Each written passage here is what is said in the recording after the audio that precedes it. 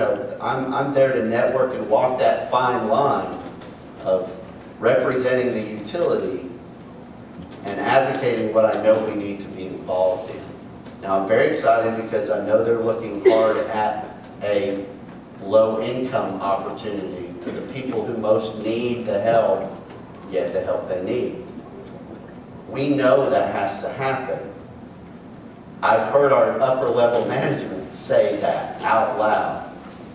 So there's another opportunity. So that's why I say I don't think the answer is no yet. We just have to find another way. If we have time, we're going to come back and get into that other way, because I think there's that's where we go. Right?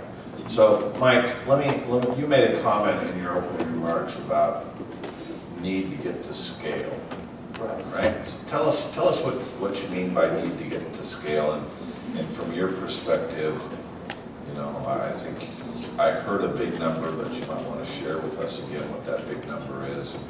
But anyway, tell us what you mean by get to scale. Well, I want to talk off and why that's important. Okay.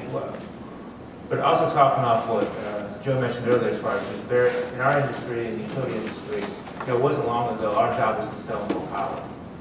You know, we were long in capacity, and that was the measure of success. And as John mentioned earlier, you know, we were kind of in that commodities mentality. It's just a kilowatt hours, the cheaper the better. And we're kind of, I think, starting to transition to that point where we've got to do more for our members than just get them cheap power today at this moment. And I mention that because, you know, 5 years ago when we started this program of figuring out if weatherization would work for us as a resource to meet our future energy needs, we ended up stopping the PD coal plant that was scheduled to be built. Nuclear was uncertain. Now it looks like we're going to be have a decent, about 1,000 megawatts worth of nuclear available to us. All of a sudden, the resources that were a little more unsure to us back then are a little more sure, and we're starting to look a little bit long again in capacity. But we have to look beyond that. You know, I think the numbers you're talking about is we have 700,000 members, and we're looking at touching about 200,000 of them with weatherization programs to reduce the load in their home, to reduce their energy use. People mentioned paying more than rent, but we've had some manufactured homes with $700 electric bills, and you know, actually pretty easy fixes.